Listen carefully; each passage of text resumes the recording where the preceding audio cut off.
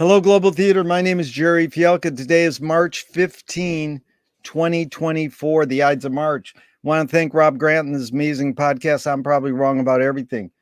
It's an honor and a pleasure to be here with Brian O'Hare. Oh, well, first of all, I want to also thank Beyond Baroque's gathering is where we met. And thanks to Beyond Baroque. But Brian O'Hare, where in the heck you calling in from? Well, Jerry, I'm calling in from Silver Lake, California, northeast Los Angeles, right by the reservoir. How cool is that? Not too far away from you. I could probably yell out the window and you could probably hear me or not. Very cool. First question, Brian, is what is the best thing for a human being? The best thing for a human being? That's a great question. I mean, I think the obvious answer would be love. I mean, come on, like love is what we are lacking. I think, I took an acting class one time a long time ago when I first moved to LA, and my teacher, who was a tremendous teacher, she said that every scene really is a love scene. Wow. And, regardless of what you might think it is, we're all searching for that. And I would say that, in my writing or filmmaking or whatever, that's what we're looking for. That's what I'm looking for, certainly. Yeah. In, sub variations of that are like connection. I love connection. That's one of the, is like I tell my kids that, although the bank account might not reflect a wealth, that we are very rich people because we do have connection and in by extension love. So I would say love. Beautiful. It's the answer I get the most, and I'm always happy when I get it. What's your favorite form of information, how it comes into you? Well, I think it's I would say this is the number one way. I love verbal communication. Yeah. Probably my favorite thing to do in the world is to sit at this table, my dining room / kitchen table, with a beer and some very good or even not very good Kentucky bourbon, listening to music and to talk. Yeah, I love it. Because, it's true. The old in vino veritas thing, it absolutely is true. And to spend a couple of hours talking and communicating. But other than that, I would say, visually through film. Yeah. Absolutely. Growing up, when I did seeing, whether it was Raging Bull or, Dog Day Afternoon as a very youngster, made this huge impression on me, almost like a kind of a religion in a way. Oh, yeah. I am an ethnic Catholic, as I like to say. I haven't. What's the word? I missed that. Well, it's a term that I've kind of come up with, that I'm an ethnic Catholic. Oh, ethnic Catholic. I love it. Ethnic Catholic. Because, from the moment that I walked out of CCD class at St. Louis de Marillac in a suburb of Pittsburgh in like 1977 and never went back, there's no doubt that so much of how I am hardwired today has to do with the combined Irish and Polish Catholicism on both sides, whether it's liking that beer and bourbon. There's no denying that I'm an ethnic Catholic, and I find a kind of strange comfort in the rituals of ethnic Catholicism, regardless of whether it's Mexican Catholicism. It doesn't even have to be of the English language. So, yeah. How about beautiful? How about using Necco wafers to practice Holy Communion? That's great to me. At least they've got taste. and you can chew them without going to hell too. Come on. And you know what? They taste great with wine. Yeah. Why do you think humans collect or gather information? Oh God, Jerry, such a good question. Why do we collect or gather information? I would say that we collect or gather information because we're constantly in a process of trying to make sense of our existence, trying to define who we are, how we found ourselves here, what happened in the past. I would definitely say, my writing in filmmaking is essentially an attempt to make sense of how I ended up here. As a father of two kids, as somebody who's been married for almost 30 years, as somebody who spent 6 years in the Marine Corps, who grew up in Pittsburgh, with the parents that I had. So I personally gather information for that purpose of trying to define who I am and why I am here. And I would suspect that all human beings are kind of on the same quest, whether they're aware of it consciously or not. Is this need to collect information, gather it, more innate or more invented? I think it's innate, because I really do think it is, again, back to this, again, not a practicing Catholic. My religion is this, what we're doing right now. We are sort of in a kind of worship of the universe, shall we say, in the mystery of the universe. The two of us meeting at a Beyond Baroque event. Why did we connect? And so now we're talking.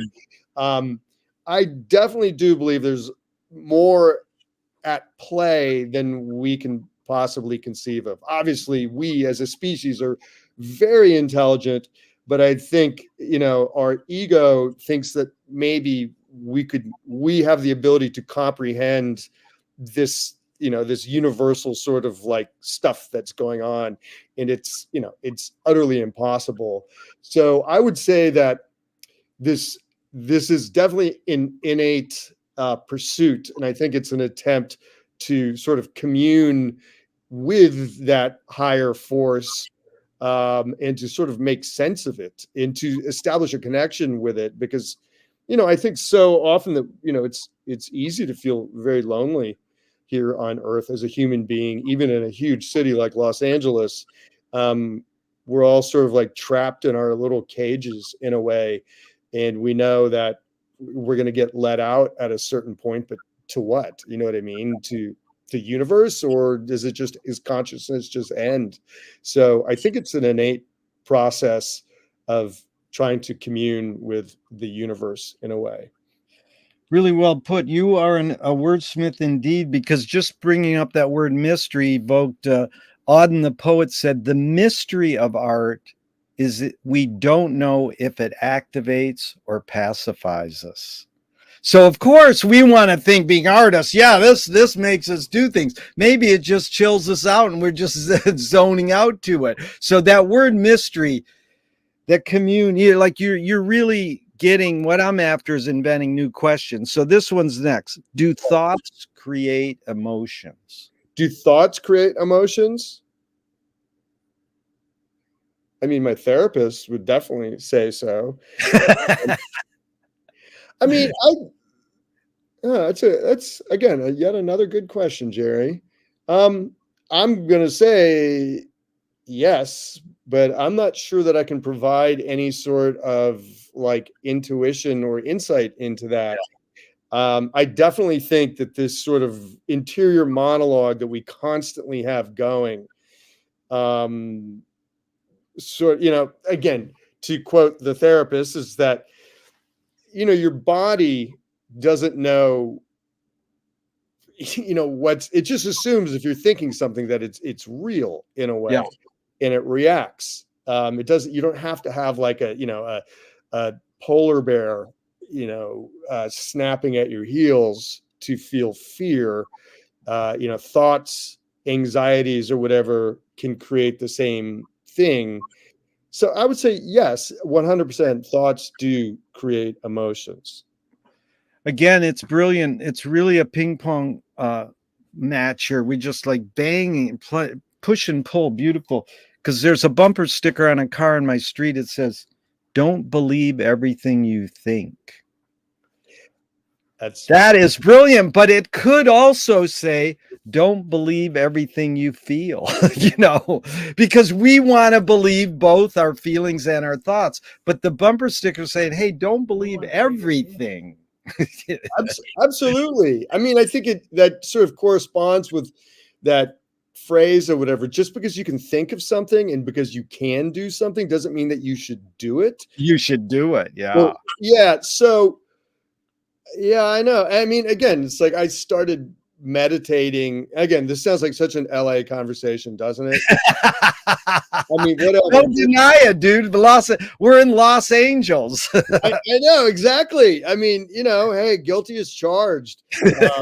And again, for anybody else who's listening out there who's like, Jesus Christ, these guys. Again, whoever this person is, I spent 6 years in the Marine Corps. Okay, so let's temper it. Oh, wow. Anyway, what is my point? Oh, I don't know what my point is. Something but you'll see, Brian, things come back around all the time. Yeah. Because the next one is fill in the blank. I don't know what I think until I experience it. Yeah, it's good. This is like a Match Game 74 question. Remember that? But the answer would be whoopee, right? Whoopee cushion. But McLuhan says, I don't know what I think until I say it. Joan Didion says, I don't know what I think until I write it. A lot of people say what you say. I don't know what I think until I do it or experience it. So that's good. Can humans think without language? Well, now we get back into the emotion thing, because I'm going to say yes, because I think, our interior lives are almost like a self-contained universe of its own, within the greater universe. And I think, it's complete. It's fully, equipped for thought and feeling and emotions.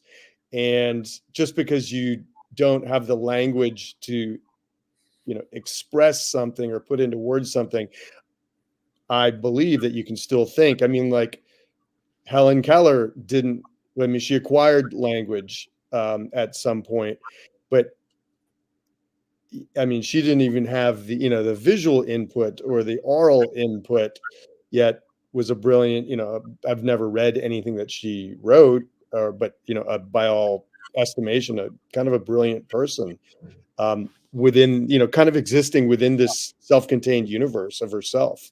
Yeah. Well, you back to your word experience. There was an article in some mag recently. Research is trying to figure out if kids in their mother's womb can dream, or do they have to have experience to be able to dream? How can you ever figure that out? You survey the baby inside the womb. Hello, are you dreaming yet? Like Robin Williams says, you're in womb service. Exactly. No, that's a great, and why wouldn't you dream? Because you have at a certain point, your brain is functioning. So you would say they're probably dreaming inside the womb. I would say yes. I mean, again, their world is complete as far as they know. Yeah. They're in this, this loving, I hope, at least a warm place that protects them. And there has to be, whether it's jostling from the outside, sirens, arguments, whatever, that has to impact that. And they have to dream about it. I mean, yeah. Frank Lloyd Wright's mom put pictures up of buildings around the room when he was in the womb, because she wanted him to become an architect. So did those pictures seep through the skin of the pregnant mother?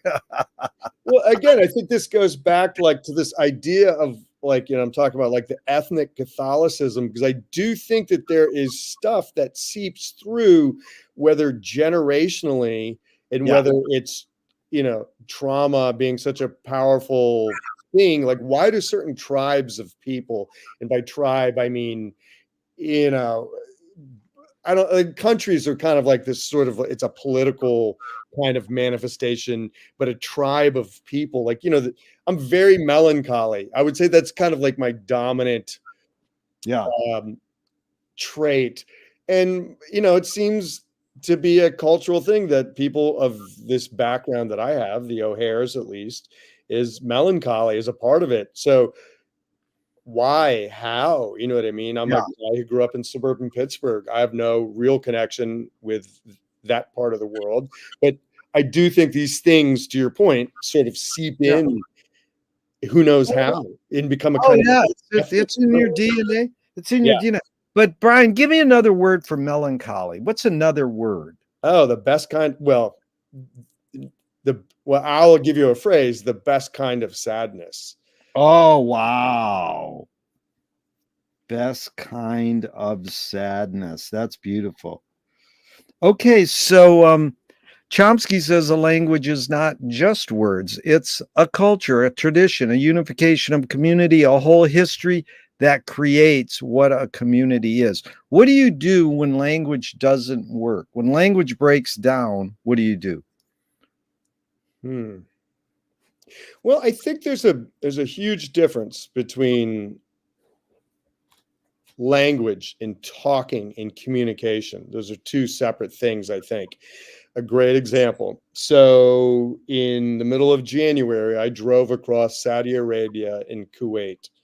It was approximately a 3-week trip.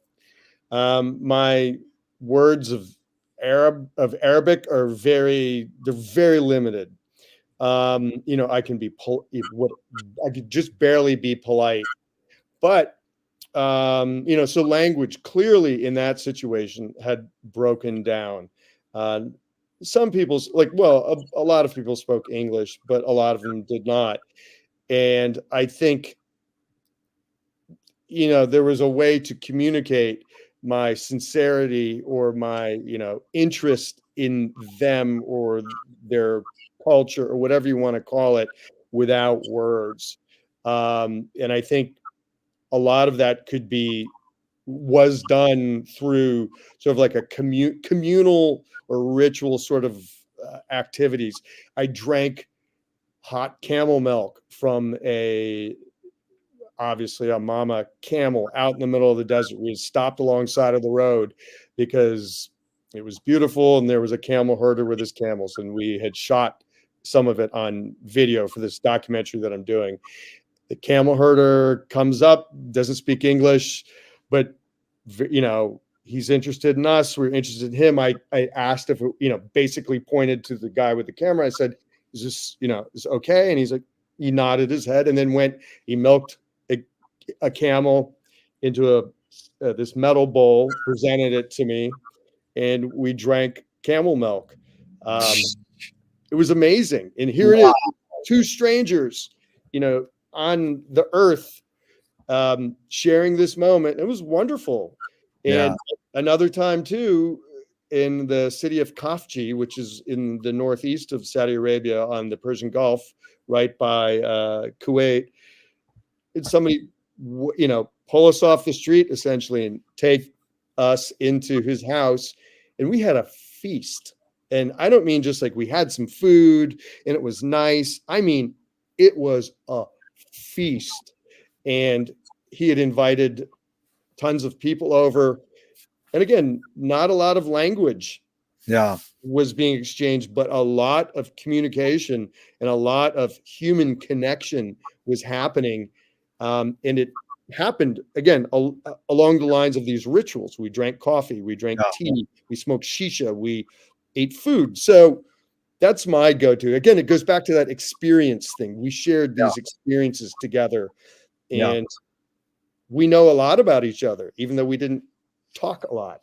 Really, really answered well. Your observations of humans in general, are we more thinking beings or more feeling beings? I'm going to say feeling because that's who I am. I mean, was it Toni Morrison, I believe, or somebody had said, like, people will forget what you say, they'll forget what you did, but they will always remember how you made them feel. Yeah. And that's very true. I would say, probably there are other people who are, you know, predominantly thinkers, but I would say the majority of human beings are feeling people, whether we would care to admit that or not. I mean, you and I as artists, that's our thing. We like to get in there and get messy with our feelings. But I think most people are feeling people. Yeah. Two questions from Alan Turing in the 1950s. One, is thinking a function of the soul?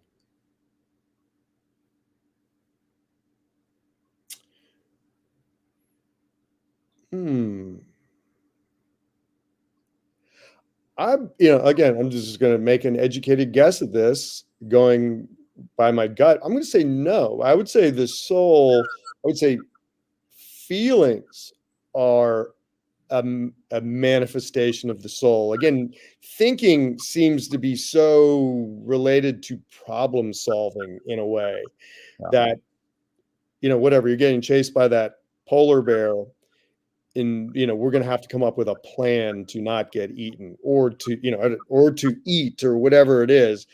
So I'm going to say no. Thinking is not a byproduct or manifestation, or however you put it, of the soul. I'm going to say no. Second question from Turing, can machines think? Okay, well, this is, I'm going to contradict myself. Well, okay, yes, I'm going to say machines can think, but machines cannot feel, because you would need to have a soul to feel, and I think that is possibly at the, in the end times, the thing that will ultimately separate us from these thinking machines is the lack of a soul in the machines. Yeah. One more. I don't add this one, but because you've said the word experience, here's Turing again. What we want is a machine that can learn from experience. Now, there's a couple things in that line. What we want. So he's kindly talking, who's the we there? But let's just say he's generally saying people in the 50s, what we want in this inventing machine thinking is a machine that can learn from experience. Just your take on that line. Well, I would say, first of all, the fact that he made this statement in the 1950s, when, technology was not, I mean, well, certainly technology was threatening. They had the atomic and hydrogen bombs, and they'd seen, within memory, the impacts of that. But I would say, as far as like machine intelligence, it's not quite to how we have it today, and this threat of AI or whatever. And this seems like this train is going down the tracks, regardless of whether we think it's a good idea or not. And I would say that, from that perspective of the 1950s, having a machine that learns from experience to help us, with our mental chores, plotting a way to get to the moon, or, keep the power grid on, or whatever it um, is something desirable. That's what we Yeah. want from a machine. Um, so I'm going to say it's a valid Yeah. statement, but I think it's sort of, in a way, innocent for its, Yeah. in its sort of expectation or experience with machines. Yeah. I spoke with a writer yesterday or 2 days ago, and she says, I run my essay through Chatbox twice before I run it through Grammarly, and it's helped me a lot. And I think it's like someone else said, AI is in its infant stage, and it's our duty to raise it well. Yeah. But here's McLuhan. He was back, this was back in the 60s, probably saying, everybody experiences far more than they understand. Yet it is experience rather than understanding that influences behavior. Now, here's how I interpret it. I'm not saying it's right. The kid comes in from the cold, and the parent goes, "Don't touch the stove; it'll burn your hand." That's experience. Instead, the parent could go, you can get really close to the stove and rub your hands together, and I'll teach you the dynamics of heat and get your hands warm. That's understanding. So it is kind of what I think Marshall's saying is separating that we learn more from experience when we should be learning more from understanding and letting understanding shape our behavior. But I don't know. You want me to read it again, or you want to just go for what you think? No, I think I have a Yeah. good idea on this, and that's actually to parallel something that I had read, and I don't remember who it was, but the thought was that it is you don't have to understand an experience. I'm trying to think how it was said. You don't have to understand an experience for it to impact you in a way. Oh, yeah. And I would say that we experience stuff all the time, constantly. We're bombarded by experience, and understanding it is this sort of like, it's kind of a luxury in a way. It's like the goal of it. Yeah. Unfortunately, I think a lot of us, to go back to that, we human beings, a lot of us are just sort of like, again, you gave this analogy of like this ping pong ball or a pinball or whatever you want to call it, or just a lot of the majority of humanity just sort of bangs around through life, reacting all the time and not quite understanding why these things are happening. And, basic biology, the continuation of the human race doesn't require you to understand anything. You just people just get pregnant, you know what I mean? In biology, the universe is just satisfied then that, like, well, okay, they're propagating. And whether you understand the deeper significance of that, it really doesn't matter. So yeah, again, my take on this thing is that the understanding part is the sort of intellectual luxury or the soul luxury. Yeah. I like that. We just You go ahead. I'm sorry. you had no, that was, don't be sorry. It's you nailed it in two ways. T.S. Eliot said poetry can communicate before it's understood. That's what you were saying. Yes, You don't have to understand it, some to have the experience have an impact on you, right. And so the other thing he said was exactly what you also said.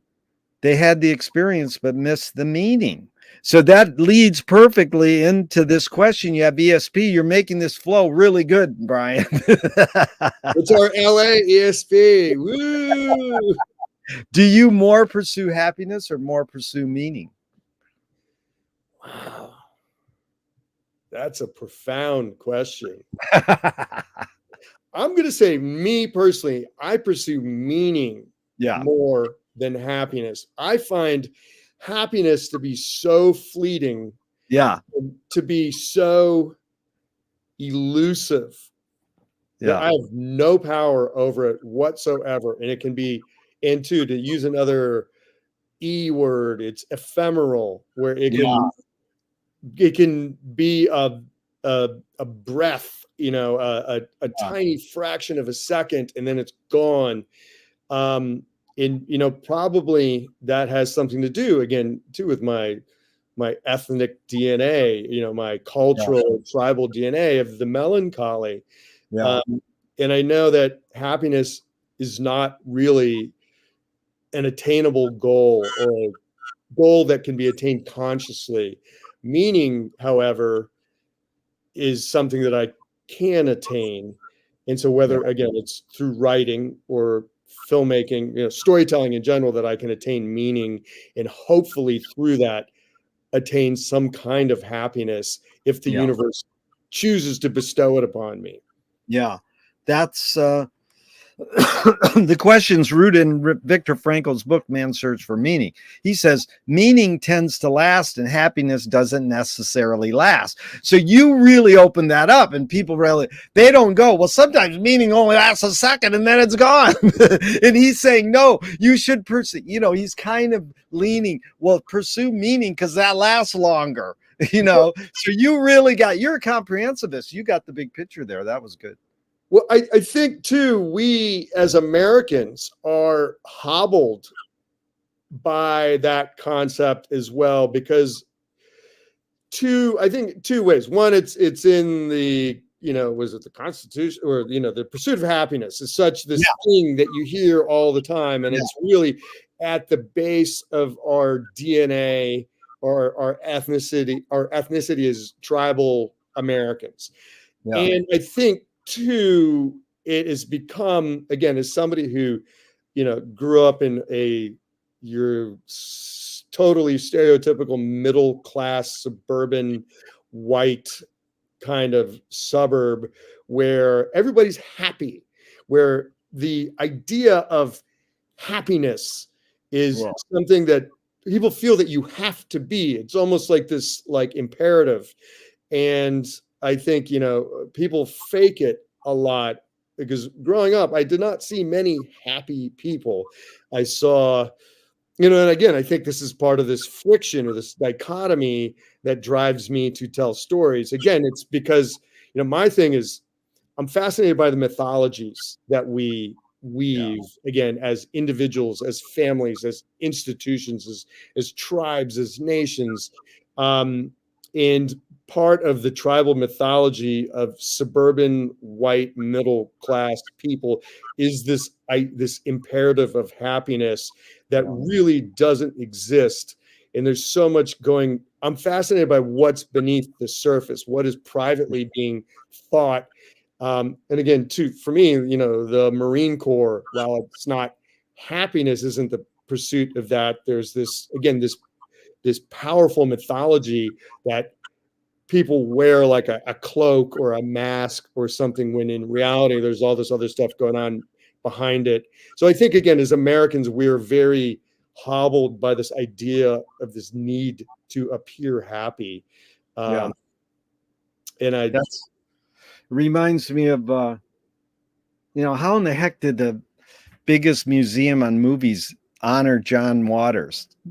Pretty good filmmaker, but he said when he was a kid, he rooted for the Wicked Witch. Like everybody roots for the good witch in general, but he didn't turn out to be this horrible person. And he is a creative guy, but he admits that he rooted, like, what? You rooted for the bad, so that mythology thing entails a lot. What I know, Hero with 1,000 Faces. There's more than 1,000 faces. Oh, of course. Well, it's interesting too, because like John Waters is a guy who grew up in suburban Baltimore. He's from, where's he from? He's from like, Rice. He's from someplace in the suburbs of North Baltimore. He's not originally from the city of Baltimore. He's a suburban guy. Right. And of course, he's rooting for the Wicked Witch or the villain or whatever, because the Wicked Witch or the villain threatens to tear the mask off, metaphorically. And I'm sure, oh my God, I can't even imagine. Well, yes, I can imagine what it must have been like for John Waters to grow up in the 40s, 50s, and 60s in that the suffocating, suburban Baltimore. And of course, you were looking for the person to ride in to destroy all that. And I have to say too, I don't know if you know, but I was in Crybaby, the John Waters. I know, that's right. That is so cool. Well, it's also Paul Krasner saying asking his guru, why is there evil in the world? And the guru says, to thicken the plot. Talk about mythologizing. Well, again, too. I mean, like in the beginning of my book, there's a quote from Hermann Hesse that it's like, it's so perfect. He quotes, he changes the book of Genesis and he says, it's in the book of Genesis, I guess it's in the beginning was the word. He says, in the beginning was the myth. And wow. Yeah, that's good. That just blew my mind, because it speaks to this thing of, at the very beginning of everything, it was being mythologized. Yeah. And so there's always been this mask, or whatever you want to call it, this cloak. And I think human beings, to, your point about, why does evil exist? It exists to thicken the plot. Again, it's a story. It's all a story. It's all based on perception. You and I can experience the same. We're doing something together right now, but whenever we get off and go talk to whoever, we'll have different takes on how it went and what happened. Even with what you said or what I said, we'll just make it up. Well, he said this, and it's not what I said. But you're giving what, like Werner Herzog talked about, the ecstatic truth, which I love. Yeah, ecstatic truth. That's good. It's so true because I'm going to say, Jerry, said this, or it's kind of what you said, and I believe it's in the spirit of what you said. That's it. So yeah, in the beginning was the myth. But it is. We're on live TV worldwide. That's the amazing thing. We're not in the 50s in New York with clunky TV cameras, and we're on live TV. And as soon as it ends, it's up forever, unless they take down YouTube someday, which it could happen. Yes. But you really taught me a great thing, because I am about rewording this. I learned from McLuhan. Settling for an aphorism is fun. Oh, in the beginning was the word. How important is that? But the whole point is to take some epiphany you get from that aphorism and then reinvent a new one and take it further. Like Echo says, we stand on the shoulders of giants and we can look farther. So it's so simple to go, in the beginning was the myth instead of the word. That's simple. And you don't have to say a truthism or anything. You can just reword it to shift, And he just changed one word. That's one word. Yeah. It's so profound. So does the brain more detect consciousness or create it? Like, is consciousness there bubbling away and we're more so creating it or more so detecting it? Okay, this is the eternal question, I think, in as respects our mortality and possible immortality. I'm going to say that the brain, by my current understanding, is essentially like a tool for detecting consciousness. Yeah. At least, because though I am the melancholy Irish Polish son of a bitch that I am, that I still find proof of the divine, shall we say, or of consciousness, not God, because again, something I talk about with my son, like God is sort of like a bad word because it's a human creation. So we just use this word, the divine, because it means, I don't know what it means. It means the universe, whatever. But I personally find proof of the divine everywhere. And I've made it a point to recognize it when I see it. Again, back to like, this is proof of the divine, having this conversation. That taste of that, that good Kentucky bourbon is proof of the divine.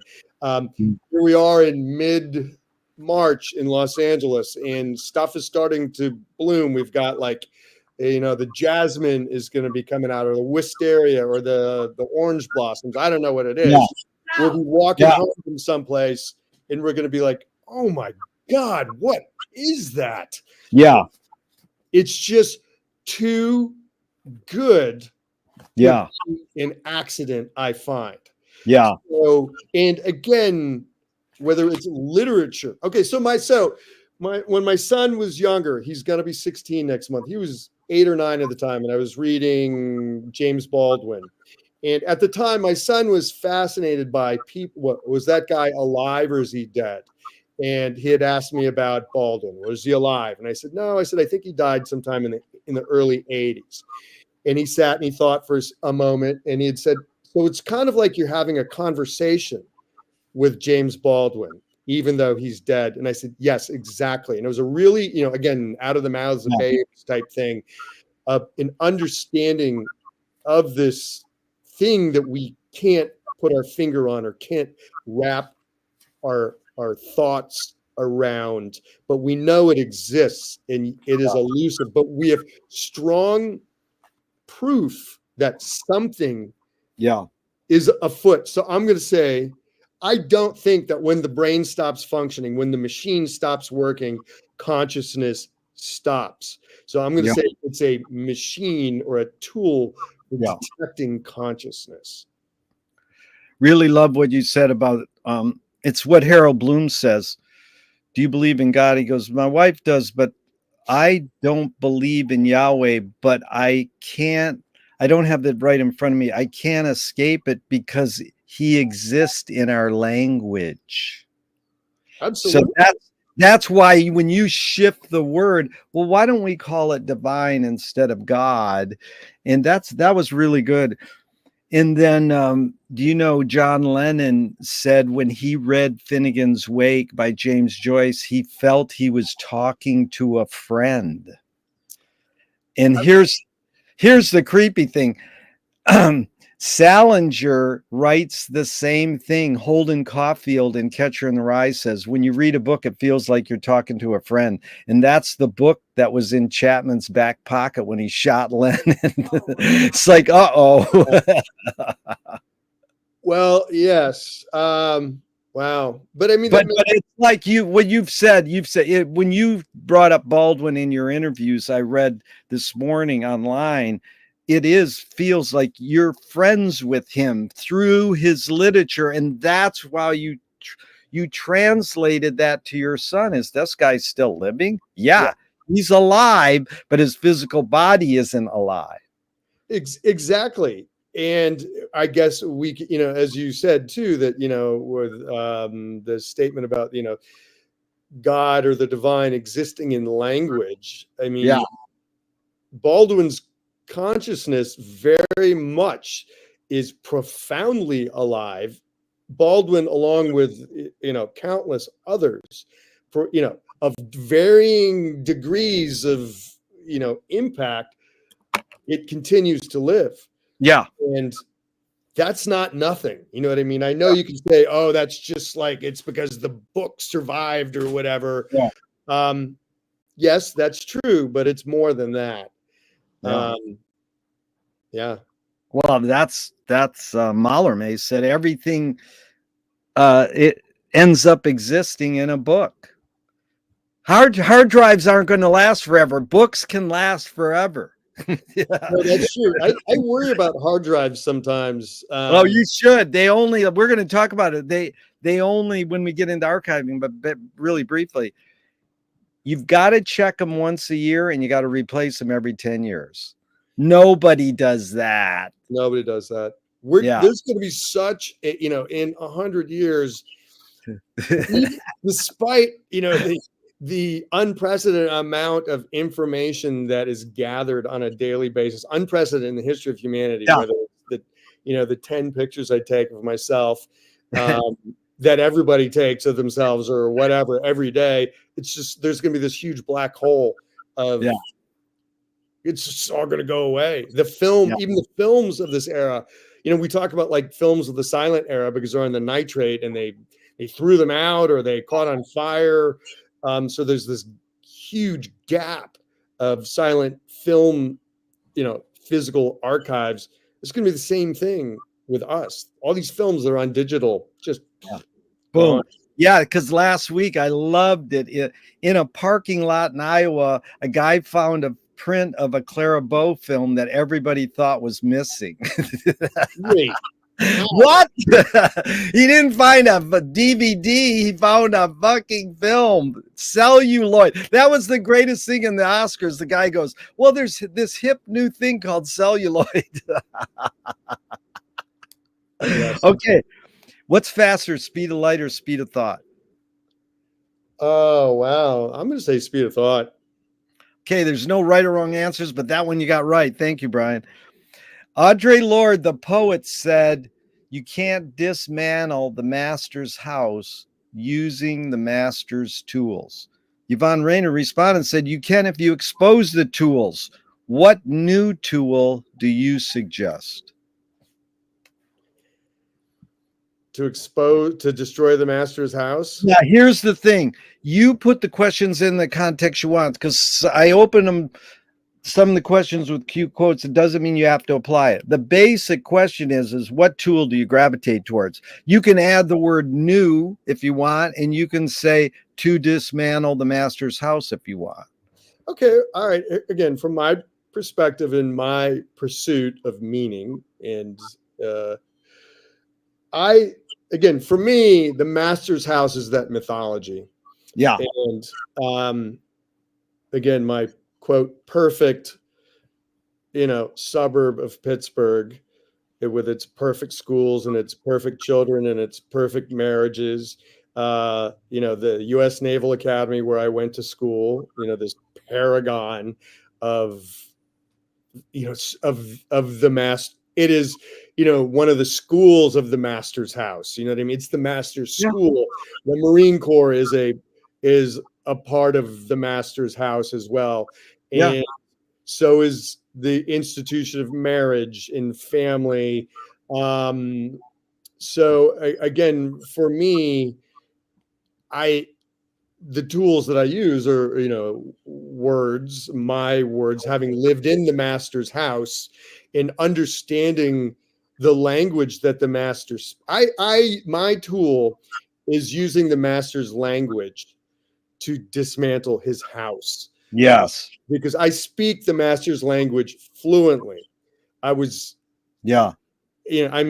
taught to speak. It's interesting too, because I was taught to speak the master's language in order to serve the master, to become the master. And because of, again, this friction or whatever you want to call it, this dichotomy, that I couldn't serve the master. And so I used that to destroy the master's house. And by extension, to use a term that is popular today, it's, far be it from us, but two white guys, middle-aged white guys talking, but it's the patriarchy. And yes, I've benefited, I guess, in a traditional, not I guess, but I've benefited traditionally mightily from the patriarchy. But I, again, even from being in that perfect suburb, never felt myself, a true part of it or a welcome part of it, or I never felt comfortable in it. So I'm happy to, the patriarchy is the master's house. And I'm happy to dismantle that house with my language. It's really good. Great tool. What new toy do you suggest? Toy for give me it was just because I kept asking people tool, and someone said, well, I can tell you a toy. And I goes, well, that's a good follow-up to give. Is there a difference? You put in the context you want. If I say toy, however you want to. I generally, I think I'm sort of against toys in a way. Not that I'm against playfulness and play and enjoyment for the sake of enjoyment, but I don't think in terms of toys. Like, I don't really have like hobbies or like, let's get a jet ski. That's here's a new toy.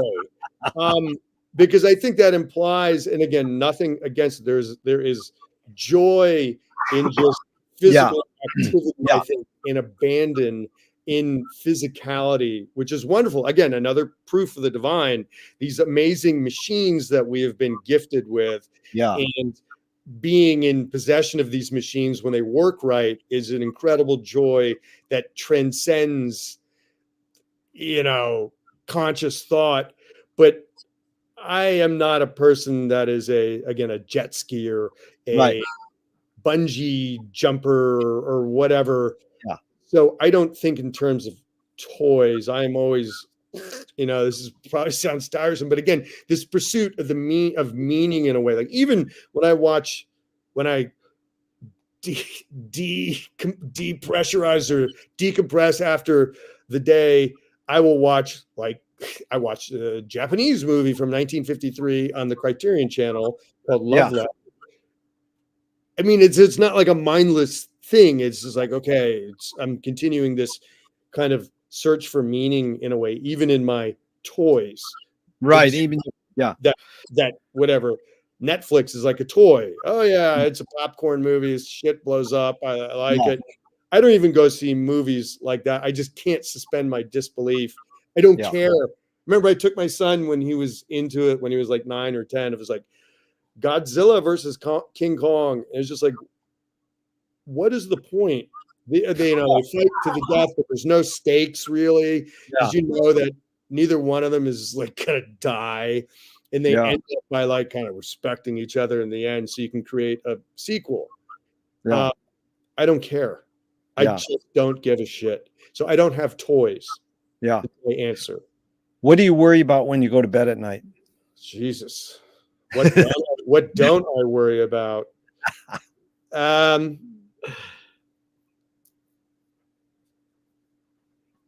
The end of the world, I guess, in a way. And I think I personally could handle the end of the world if it was just me. But unfortunately, back to your first question about was what do we all need is love. And I think love is this thing that, it's a risk where you make yourself, again, somebody else described it as it's like your heart walking around outside your body all the time.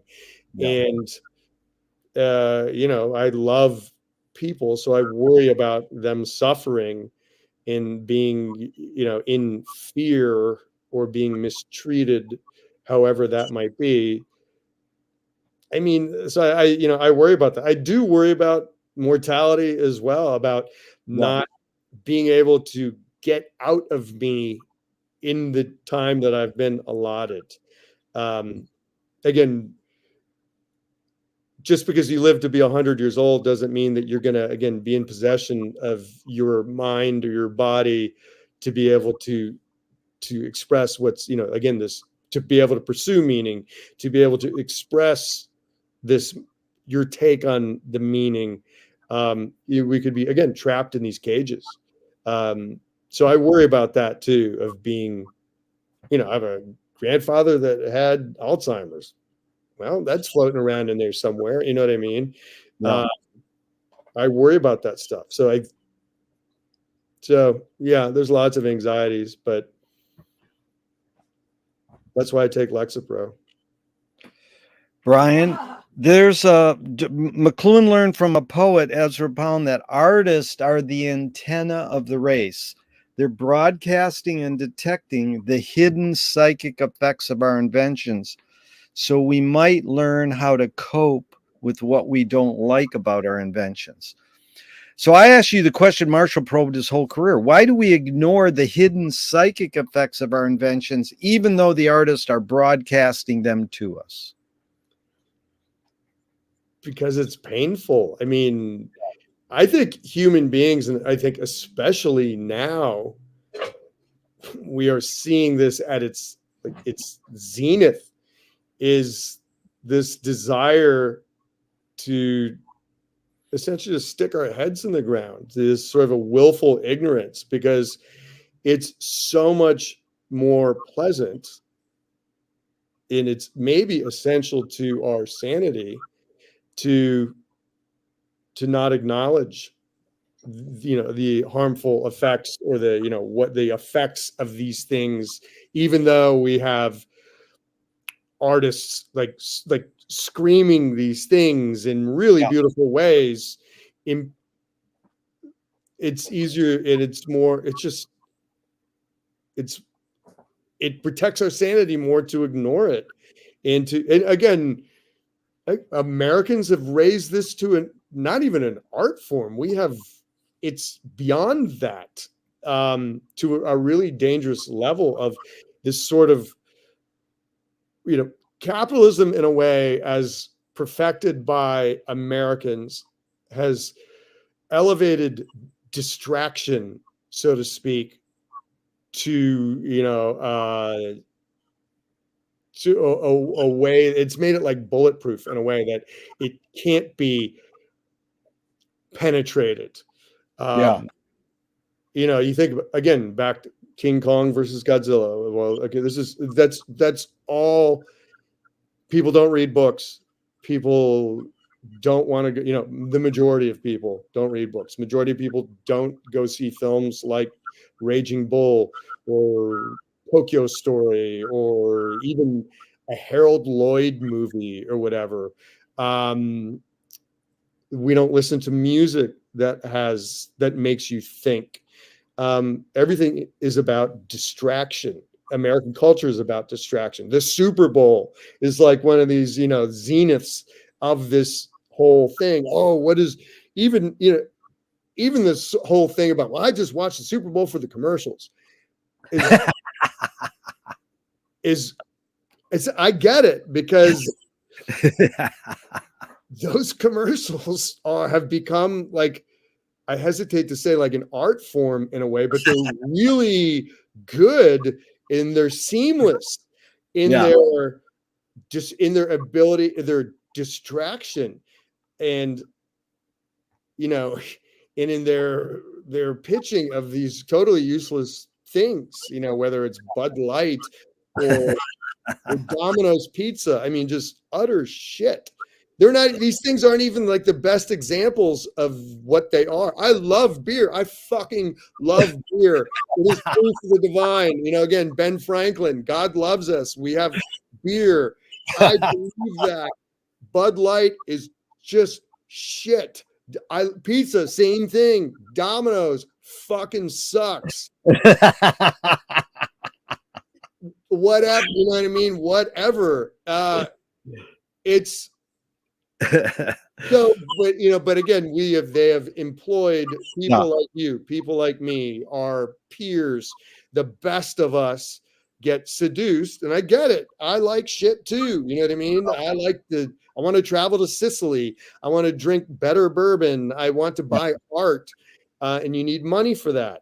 We don't live in a barter society, so I get it. If we make great commercials and we pay a lot of money to people to do it. So anyway, I'm just saying we live in this culture of distraction. And again, I don't remember the question because you answered it really well. You said it's too painful to absolutely and that was good. But I did think for a moment you were going to go no pain, no gain. You were saying Americans settle for this distraction bullshit. But indeed, we also say no pain, no gain. So if it's too painful, then we almost flip that into a slogan and like you gotta have pain and then you'll have gain. So here's go ahead. But I think unfortunately, no pain, no gain. People only think of that in a physical component.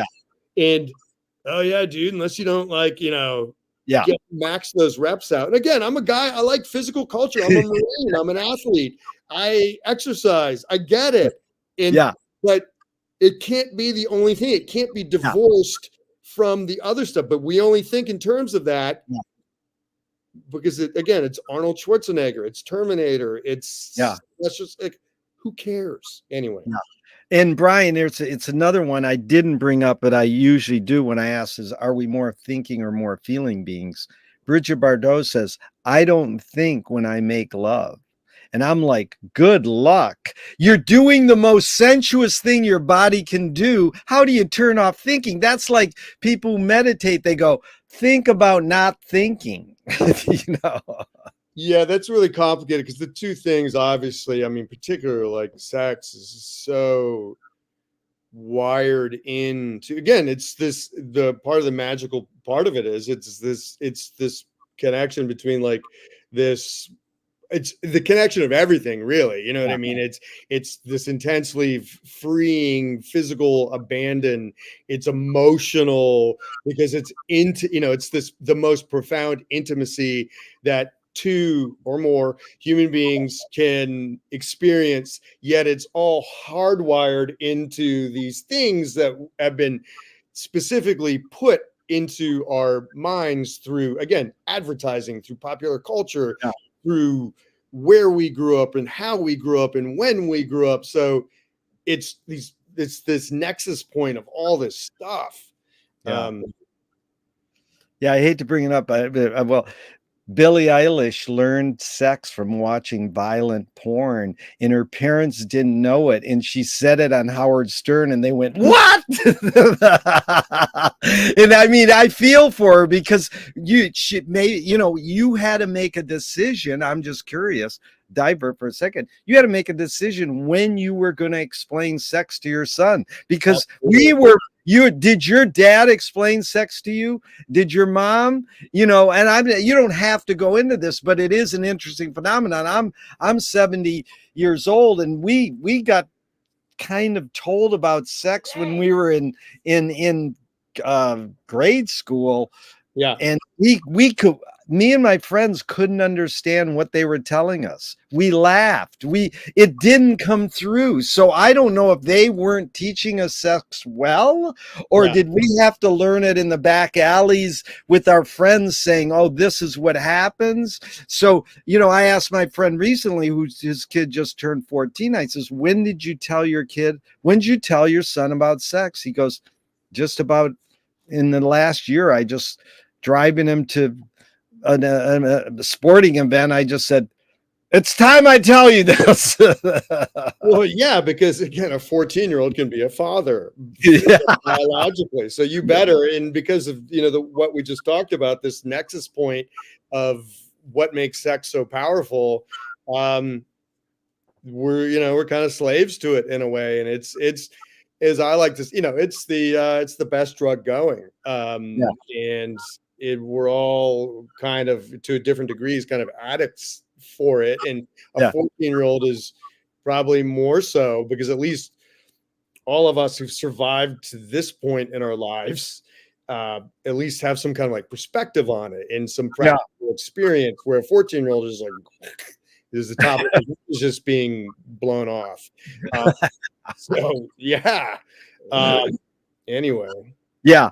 So do artists have moral obligation?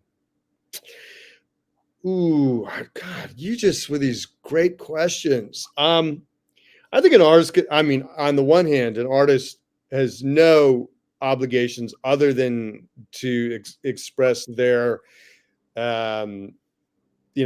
unique point of view or perspective on the truth or meaning, shall we say, and doesn't have to do anything beyond that. Like, whether it's NWA or somebody, and people are like, well, you're role models, you have a responsibility to set a good example. I mean, yes, by default, NWA is a role model. You are a role model, so to speak. So am I. But that's very true. But that doesn't mean any of us as artists, we don't have to alter our pursuit of the truth or the way that we express it to, it's subordinate, I think, to the pursuit, our unique pursuit of the truth. But I do think that, again, speaking for myself, I do think that I have a moral responsibility to portray the truth as I see it. I think too, as a documentary filmmaker too, you could play God very easily. Like, again, with a narrative film or a piece of fiction, you are God, but you don't have a responsibility to any real or living people in their unique truths. As a documentary filmmaker, there's a trust that is being put on you. And I think that's the number one problem that documentary filmmakers face, is trust. Yeah. And as such, that has to be honored, because you can manipulate like this right now. I'm placing a trust in you because you could edit this I know it's not edited, but if you wanted to, you could edit it any way you wanted to. And I could look like a complete idiot. So a documentary filmmaker definitely has a moral responsibility to his subjects and the story he is telling. He may piss people off. He may disappoint people. They may be fucking furious with him at the end of the day when they see the final result.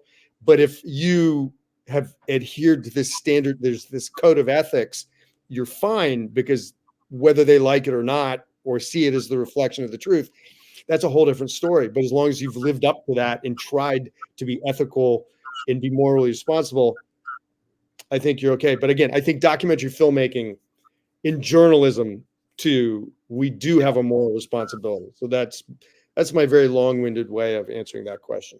Beautiful. There's no rush here. It's beautiful what you're saying, and you're teaching me a lot, Brian. And we will get into filmmaking and writing. The next question is, are you more afraid of new ideas or more afraid of old ideas? God. Okay, bye. I'm going to say that's a really terrific question. I would say I'm more comfortable. It's the whole devil type thing. Whether I like the ideas or not, old ideas don't challenge me as much, but maybe that's why they're more dangerous in a way, is because they're so widely accepted as just being like, well, that's just the way it is. Like we've always done it that way, which I think is a very dangerous concept. Well, no, we can't. No, we're not going to change this. That's just the way we've always done it. But new ideas, I don't know. This might be a really terrible thing. Again, we're talking about AI or whatever. It has great potential, but experience has shown us how things get co-opted by capitalism, by ego, to make these new things into really terrible things that threaten our existence.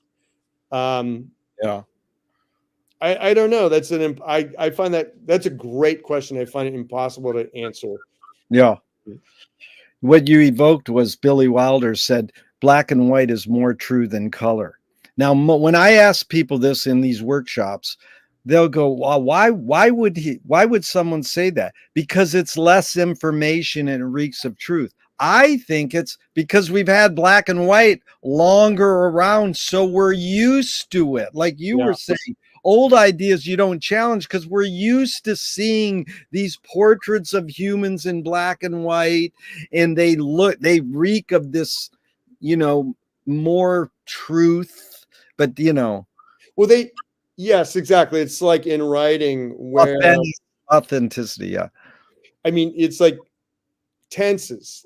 And I think there's a parallel here too, whether something is in the present tense or past tense, whether you're, I think past tense has more weight in a way because it implies a knowledge gained, or it implies some wisdom or something, experience lived.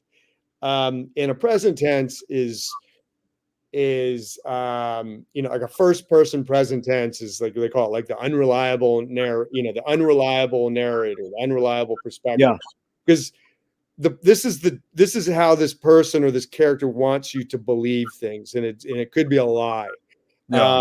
But it also could be true as well, but you don't know. Something in the past tense is like, well, it speaks to this what you talk about with black and white. It has a kind of a gravity associated with it that new ideas or color or the present tense don't have. That's one of my favorite jokes. The guy runs into the psychiatrist and he says, I'm a wigwam, I'm a teepee, I'm a wigwam, I'm a teepee. And the shrink goes, calm down, you're too tense. That's just so fucking stupid. Thank you for being honest, Ryan. You are a great human. Okay. Can you conjure up your earliest memory ever or one of them? Yes, I think so. Yeah. Would you like to hear it? Please. So I'm guessing, again, I am guessing this is Lubbock, Texas. My father, who was a Marine pilot in Vietnam, was, after he got back from Vietnam, was stationed for, I don't know, a couple months at this Air Force base in Lubbock, Texas, Reese Air Force Base. I remember being at a shopping mall that had like these pools, like with a very small or maybe no lip around it. And I remember a pair of binoculars that I had, toy binoculars that I had backwards, of course, which made everything look very far away. And I remember continuing to walk towards this this decorative pool and falling into the pool. And my father, who was a really big guy, he was like 6'3", 6'4", probably at the time, 225, 230. And like the impact that his body made in this pool as he yanked me out, and my terror at going from, oh, that's very far away, to falling in being out of control, and not being able to swim, and my father then scooping me up. So that was Wow. probably 1968, I'm gonna guess. So a long time ago. Is memory more a curse or more a blessing? Again, this is melancholy. You know what I Wow. mean? I see it both ways. Yeah. Um, for me, as an artist, well, yes, it's a blessing. It's my gold, it's my seeds, my nuggets, whatever you want to call it. Um, I couldn't. I'm the type of artist or storyteller that I need time to marinate on something, and that might be a year or 20 years before I can comment on it. So without memory, I couldn't be a storyteller. Whereas, like during the pandemic, you would, as it went on, people were like, wow, people would write, you'd read in the New Yorker or whatever, somebody had written something about being in lockdown or something. I would just think, like, how can you do this? This is so, it makes me uncomfortable in a way to be that immediate in being able to process. Or people who made films in their apartments or houses. I just saw the documentary, one of these Academy Award nominated documentaries this guy made with his grandmother, his great grandmother, and his aunt. These two, I forgot what it was called. Yeah. Terrific. Yeah. Beautiful. I couldn't do that. Yeah. So for me, memory is a blessing, but it does come with some sadness and pain. But I'm going to say it's 51% a blessing. Wow. Tell me someone within your immediate family, then outside your immediate family, just briefly, who had an impact on you, kind of like a role model, and what specifically was that impact? Whew. Well, I mean, as a storyteller with, again, massive daddy issues, as they would say, it would have to be my father, for better or for worse. He was such a dominant figure in my life by design, which fascinates me now as a father of two kids, a 21-year-old and a soon to be 16-year-old. My father's personal mythology was so pervasive, just as a human being. Again, he was this big guy, a big, handsome, charming, cool, irreverent New York Irishman who just took up a lot of physical space, who took up a lot of psychic space. As a friend who grew up with us in Pittsburgh described him, he said, "Your father was the shit." And everybody knew it. And that's a very accurate description of who my father was personally as a person and his mythology. He consciously, and again, this is the part that I'm still trying to figure out, and I think it's unethical. He consciously coupled his huge personal mythology with that of the Marine Corps. Again, he was a Marine pilot in Vietnam who flew 307 missions, in 13 months, which is just an unimaginable amount of activity, and cheating death, who was shot down on his final mission, and who not only was shot down, his canopy wouldn't open. It's like the F-4 Phantom, the plane that he flew, was a 2 canopy aircraft, and he was the back seat guy. And the pilot had bailed out first, something that you are not supposed to do because you're the captain of the ship. It was that guy's first mission, and basically panicked, ejected, locking down the canopy of the back canopy. Because again, that primitive computer system assumed that if the pilot's canopy was up, that the the backseat guy was already out. So it locked my father's canopy down, and my father had to take his survival knife and pry open his canopy to eject as the plane was going down into Da Nang Harbor. He ejected and it snapped his back, broke his back. So again, so here's this guy with this like incredible personal mythology, and then combines it with that of the Marine Corps, which fascinates me because the Marine Corps has this mythology that is like a religion or a cult, depending on your point of view, and both are kind of accurate. With saints, with apostles, with the comment on the Marine Corps is like the Pope. Chesty Puller, this ultimate Marine, is like God. So he combines his personal mythology to that of the Marine Corps and makes them one, and it was impossible to escape. And so he had this profound impact on me and was a role model. But whew, it was like something out of Homer, Odysseus and Telemachus. And we all know how that ended up. Wow. So that's the one within my family for sure. And I will spend the rest of my life untangling that and trying to find the meaning of that. And by the way, too, he died in 1998 at the age of 56 from Agent Orange related prostate cancer. And Wow.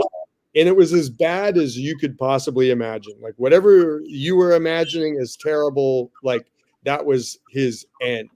And I was able, again, for better, for worse, was for better, I'm guessing, I was there for the last 2 months of his life at Bethesda Naval Hospital. And anyway, so that's the answer to that question as far as within the family. Outside of the family, I would say that's going to have to be. There's been lots of people. There were lots of people that were like sort of very impactful role models, whether it was this cadre of like Italian American men. Like I very, very much where I grew up, it was almost kind of like, it was like the Sopranos in a way. It was these guys, again, even though I lived in this sort of like model, sort of like Pittsburgh suburb, there's a lot of guys like from the neighborhood, quote, that had gotten white collar jobs and sort of brought these sort of rough and earthy sort of ways to the suburbs. So there was a lot of them, but I would have to say there's my writing teacher, Jim Caruso, who is a legend in the Los Angeles writing community and had a famous workshop at Santa Monica City College, 30B. And sadly, I discovered him late in his many years of teaching that. I was able to be with him for 2-3 years. Profoundly impactful on me as a writer, as an artist, as a role model. He's like a guru, a mentor, a really overused word, but it's just true. And he's like that for a lot of people.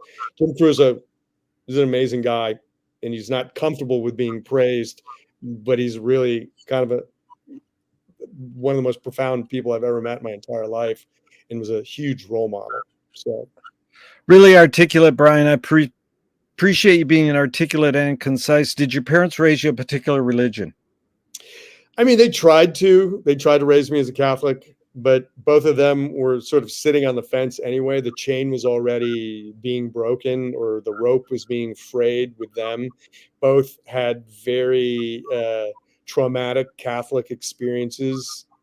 Again, whether it was, I'm guessing there was some molestation that had happened, and there was some, shall we say, like slut shaming, though I I don't think that was, I'm not talking about specifics. I'm just saying from the perspective of the church, it's like, oh, you dyed your hair platinum blonde. You must be a slut. Only sluts dye their hair. You know what I mean? Good girls, good Catholic girls don't do that. And I think it was probably profoundly destructive to them. But again, old ideas. Well, this is what we do. You get baptized, right? You baptize your kid because that's what we've been doing forever. I was baptized at a certain point. They're like, oh, we got to send him to CCD because he doesn't go to, Catholic school. You have to be confirmed. You have to have first communion and all that stuff. Mrs. Maitland, 10, 11 years old, Wednesday afternoon, I had one of these sort of back and forths with her about evolution, or maybe it was somebody who had never heard of Catholicism, but who's a good person. Is he going to go to hell or is he going to heaven? Well, he's definitely going to hell, Mrs. Maitland said. And I was like, okay, I don't understand this at all because, he lives in this, in the Andes or, the Kalahari Desert or whatever. He's a terrific human being and a good neighbor and father, but he's going to hell. Yes, he is, because he hasn't accepted Jesus, or whatever. Yeah. I was, okay, I don't get this. And I remember walking out to the basketball court that doubled as a parking lot and climbing into the station wagon where all the vehicles were idling and telling my mother that. And she just says, you don't have to go back there. And we went to McDonald's. And that was the last we ever talked about it. So they gave up really easily because they were ready to give up anyway. But that creates a problem in a way when you have your own kids, because you are responsible for some sort of I will just say, a relationship to the divine, a spiritual structure, maybe not an organized one, but again, an attempt to put some kind of structure into our existence. And that's, again, how my son and I started speaking about the divine. My kids, not baptized. I seemed like a hypocrisy, seemed like a lie, because I was not going to raise my children as Catholics. Yeah. So what's the point of going through with a ritual? I understand ritual. I like ritual. I like the ritual of the Catholic Church a lot. It's very dramatic. I have Catholic iconography around my house because, again, it speaks to the ethnic Catholicism in me, and it speaks to the really moving humanity, I think, that represents. Whether it's okay, so again, I'm from Pittsburgh. The Pittsburgh Steelers are the very, of course, well-known sort of blue-collar football team from there. Not a huge sports guy, but I do appreciate sports from the perspective of culture and humanity and ritual. The Steelers were terrible for so long, from their inception in 1933 to about 1973, and I love, it's just too perfect, when the Immaculate Reception occurs, when it's Franco Harris, who's a running back, and again, perfect for the city of Pittsburgh. He's half black, half Italian. Perfect. Like, it couldn't have been scripted better for the city of Pittsburgh, particularly in 1973. When he had been part Irish too, that would have been better, and maybe a little bit of Jewish thrown in, or some Slavic. But if we're just going to put two, black Italian covers a lot of bases. So it's wonderful. So this pass gets blocked and it gets flipped up, and because his situational awareness, again, like quoting Henry James, a writer is someone upon whom nothing is lost. And I think there's a kind, like, Franco Harris was experiencing that on a physical level as a football player. Nothing on that football field that day, that particular play, was lost on him. And whether it's his sixth sense, his antenna that was up for all of us, was in the right place at the right time, caught that blocked pass just before it hit the ground, ran for a touchdown, defeated the Oakland Raiders, and ushered in this new era of the Steelers being this like perennial powerhouse of a team. So again, it's a very Pittsburgh thing that they called it the Immaculate Reception, because oh my God, Pittsburgh is an incredibly Catholic city. So again, whether it's the iconography, the rituals, speaks to me of that human level of the city of Pittsburgh. And to my point, there was the Steelers fight song, which was a polka, of course, in 1973 by this guy Jimmy Pole, which I love because I'm sure there was a lot of other letters at the end of Pole, whether it was an SKI, whether it was an A, whether it was an Italian thing or a Polish thing or a Greek thing that they had lopped off when they came over to appear less so. But he came up with this polka, and it's based on the tune of the Pennsylvania polka. We're from the town with the Super Bowl team. Bum bum bum bum. The Pittsburgh Steelers. Anyway, one time I had looked up like the second stanza of it, and blown away again by this. What I think is beautiful about ethnic Catholicism is that one of the lines goes, again, because the Steelers sucked for so long, but these people are so like donkeys, are so faithful. It said, good things come to those who work and wait. And I was just like, it couldn't get much more Catholic than that, where it's like, we don't have a choice. We have to work. Whether it's, whatever it is, building railroads, whether it's blowing leaves in people's yards or cutting back trees or something like that. You have to work. And success, riches are not guaranteed. Happiness is not guaranteed. People need to eat.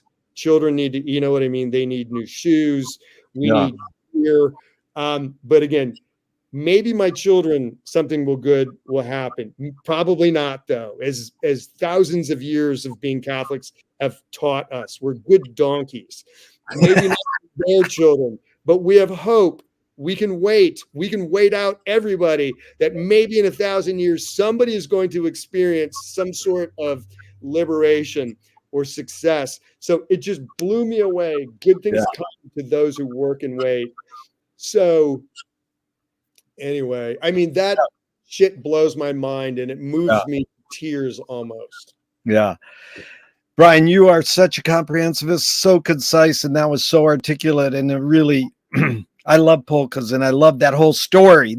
You are a storyteller, and this is so good what you're doing for me. I appreciate this.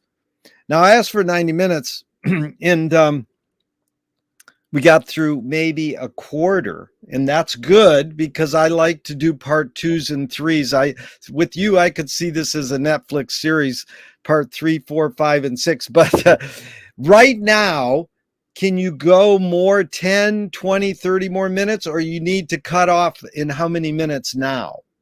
Let's say 15, because I can feel this. I can feel the machine is wearing down a little bit. I love this. It's amazing. Let's go 15 more, and then we'll plan a part 2, and it's maybe 6 months down the line. So this has really been beautiful.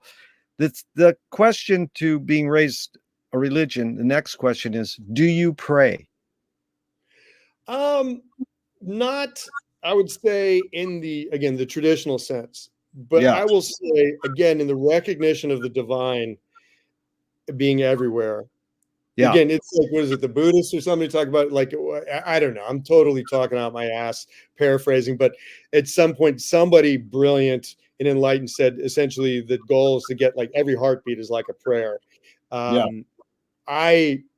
Again, in my appreciation of a well-made cup of coffee, even it's just a good beer, regardless of whether it's a quote good quality beer. Like, I enjoy a Pabst Blue Ribbon from a bottle because it harkens back to something meaningful from 1982 in Pittsburgh. You know what I mean?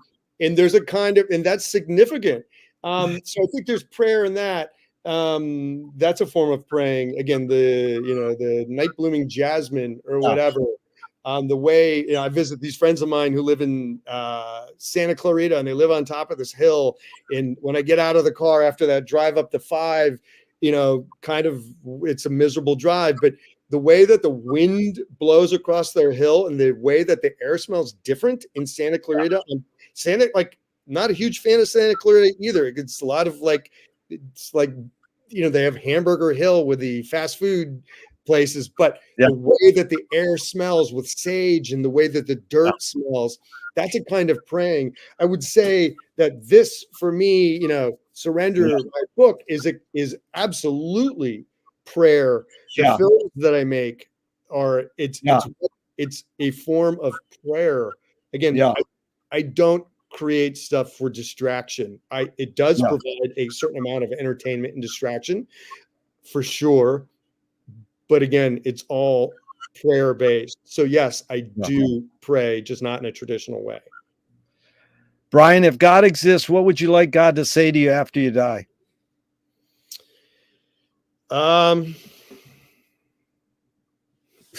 Something just for that force to give me a hug in a way. You know what I mean? Oh, give me a hug. Give me a hug. That's the best. That's the best answer I've ever had. It besides the other one was Lee Harvey Oswald's girlfriend, not his wife. I didn't ask her about her book or that. I just asked her all these philosophical questions. And she didn't say it to that answer, but she basically says, I love you. I mean, that really brought a tear to me. Give me a hug, God. That's all. You don't need to speak a language. Just give me a hug. Absolutely. And I will say too, and this is something I'm sort of fond of saying, that like there's this bar in Chicago on Broadway. It's called the Green Mill Cocktail Lounge. Yeah.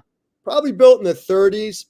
And it's it's beautiful. It's everything that I think a Chicago bar should be. Probably was once a lot grander than it is. It's been sort of on a nice comfortable downward slide for a very long time. I love to think that when I die, that the first thing that I will experience, I will be sitting on a stool, essentially, at a manifestation of the Green Mill Cocktail Lounge in Chicago. And I have a super frozen cold, old style beer, the Chicago beer in a bottle. And I have a shot of Four Roses neat in a, in a shot glass. And I'm listening to like a Hammond B3 organ, which they have this guy, Chris, what is his name? But he plays the Hammond B3 organ on a tiny stage behind the cash register.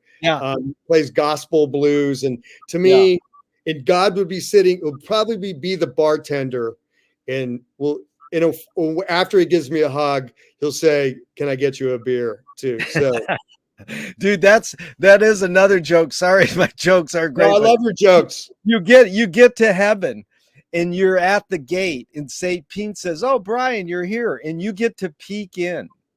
You're not in yet. You get to peek in and you see in heaven what you just described. Yeah. And you go, "You got that Chicago bar with the beer and the organ and all that?" And St. Pete says, "That's all we got." That'll be fine with me. That's enough. I know. Someday I want you to meet me at Angel City Bookstore in Santa Monica. When I go in there, I go, "This is what heaven is." I know it because I know if I'm in heaven, every time I go in there, I feel like I'm in heaven. Okay, so there's proof of the divine everywhere. Everywhere. It's just open up. Yeah. Exactly. And we manifest. It's this thing about whether the brain is, detects consciousness. Yeah. It's a tool for taking, all this stuff that's outside of us and putting it into, whether it's the Green Mill Cocktail Lounge, Angel City Bookstore, whatever it is, the ability to cultivate a crop or whatever. Well, it's also heaven was walking into the Beyond Baroque event and just going up to you and going, "So what do you do?" And all of a sudden, boom. And it took us to time. So do evil people exist, or does evil use people as a vehicle?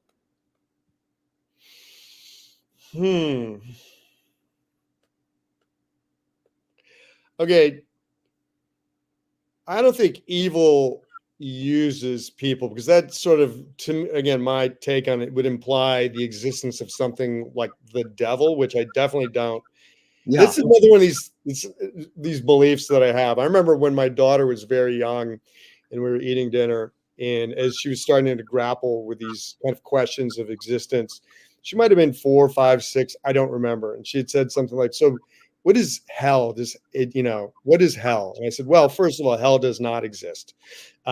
If anything," and I didn't say this to her at the time, "if there is a hell, we are in it right now." And No. that Yeah. and that doesn't mean that, again, we can't feel the divine or enjoy a conversation or coffee or love or whatever in hell.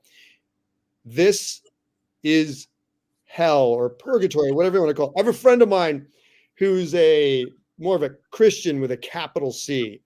And the great thing about him is he definitely walks the walk. You know what I Yeah. mean? And it's not, because again, that is one of those, God, what a heavy term. And we will talk about that. But he definitely is a guy who walks the walk. Yeah.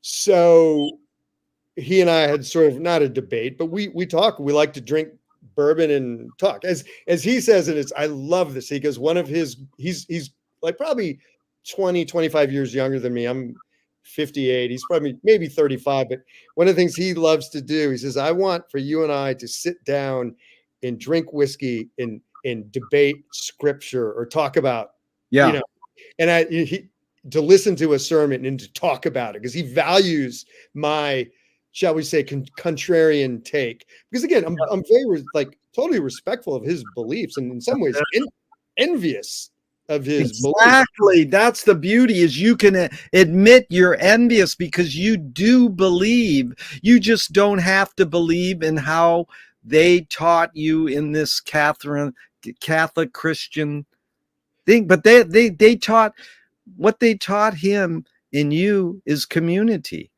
I, Whether it's the army or the writing group Marine Corps, I or was a Marine.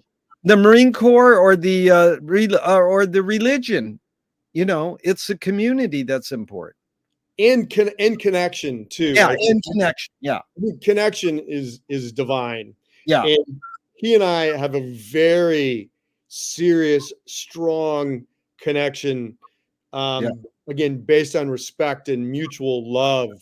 Um, so he and I kind of, so to this point about this being hell, he of course disagreed. He believes in the existence of hell, with the devil being a force that is competing for our souls.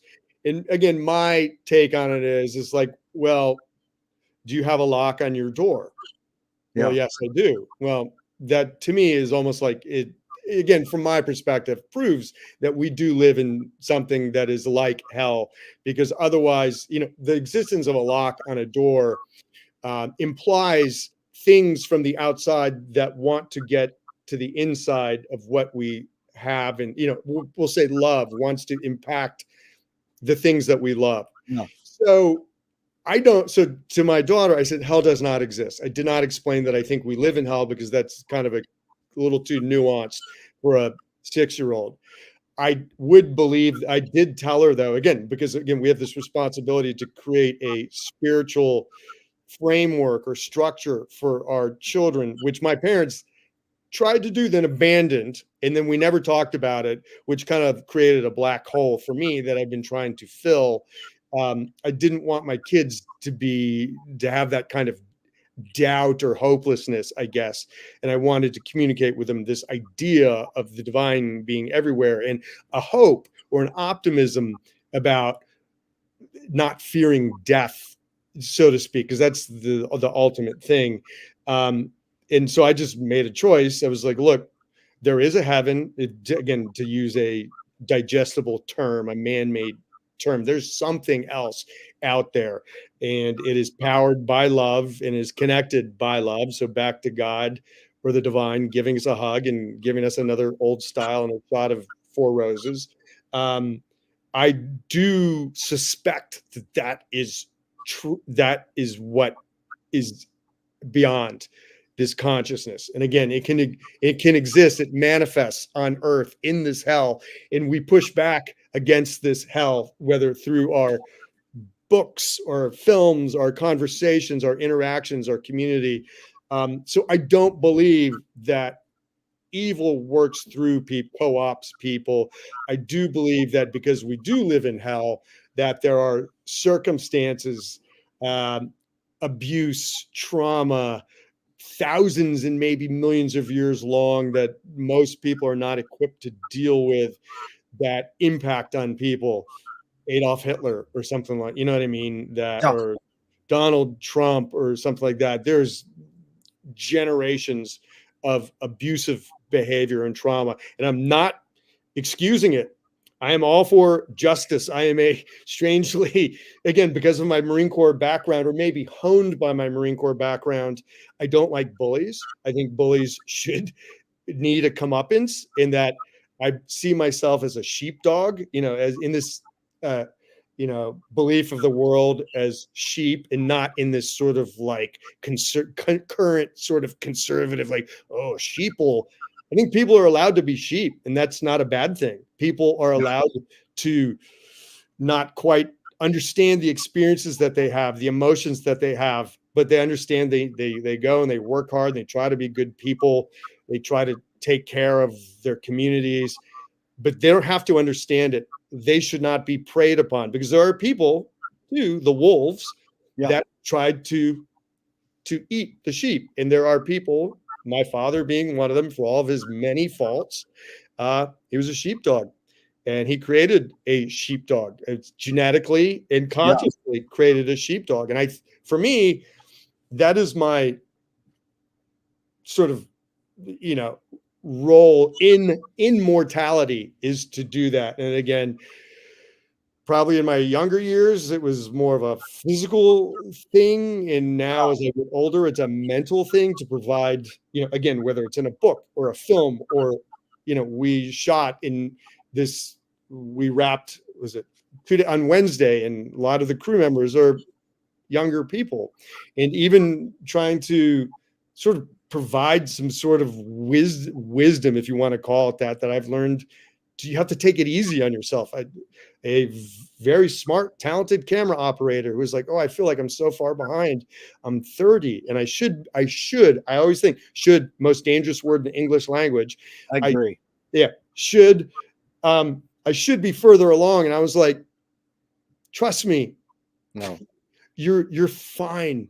Don't torture yourself. Again, Good. don't allow your ego to ruin this divine. Again, as we were on that set and creating, there's communication and connection. The existence of the divine was everywhere in those days of creating this thing.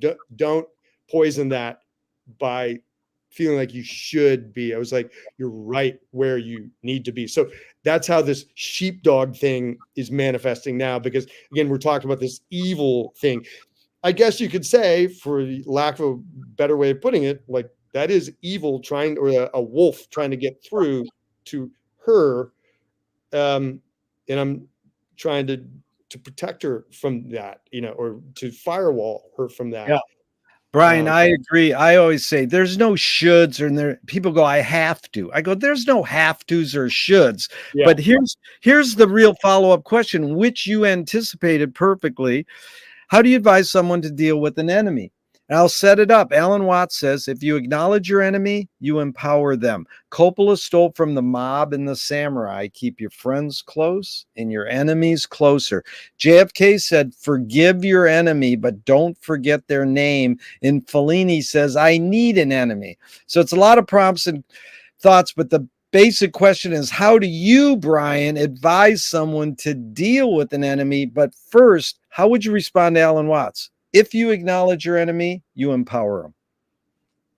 Well, I mean, yeah, it's true, because to give attention to somebody is to afford a kind of respect.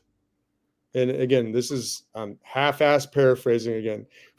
So on my wife's, it's like LA Yoga magazine. Okay, again, LA conversation again. Sorry, everybody. My wife's a retired Coast Guard commander. I'm a Marine, so let's diffuse some of that, deflect some of that LA fruits and nuts stuff by saying that just doing yoga is smart. So she has this yoga magazine, and they were one of the things I just read on the cover was essentially that listening is the highest form of respect that you can pay somebody, and that makes perfect sense. Also, too, the highest form of disrespect in a lot of ways is not to listen. I mean, listening is such a rare thing, so it is a form of respect. And I think attention, acknowledgement is a form of listening, shall we say. So it's a form of paying respect and giving gravity to your enemy.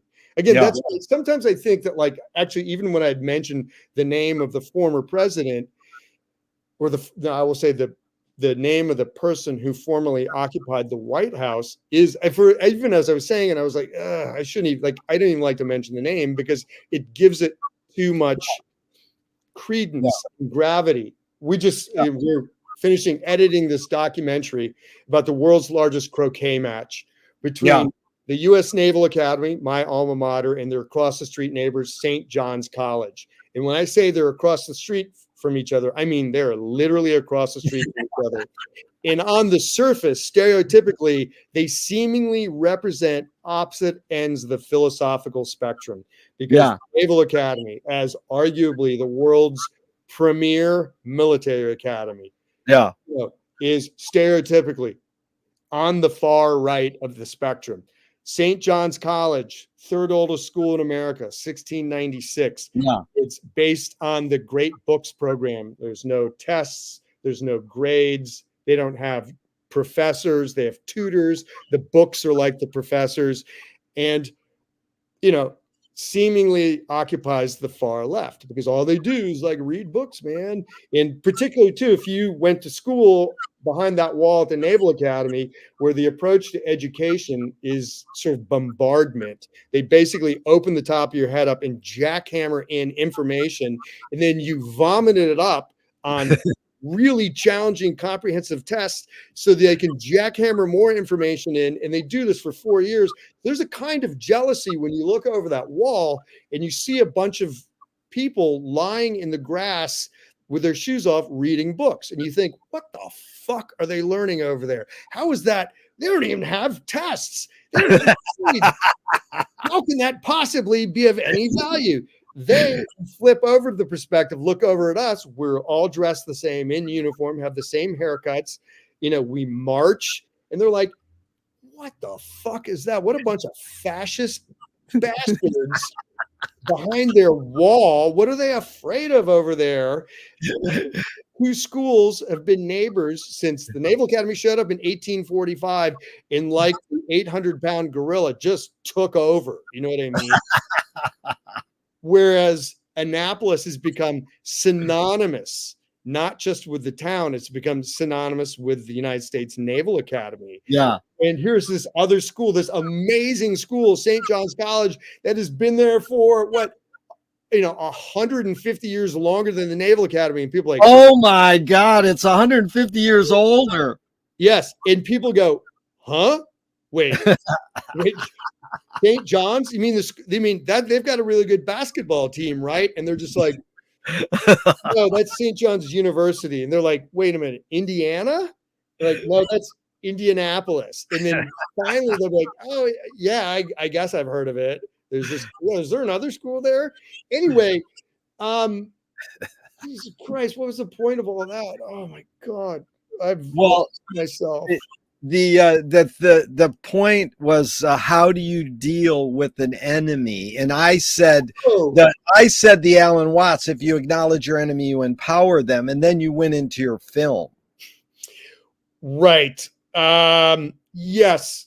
So these two schools are definitely not enemies, but I would say that they are suspicious of one another. Again, I'm still trying to figure out what my point is.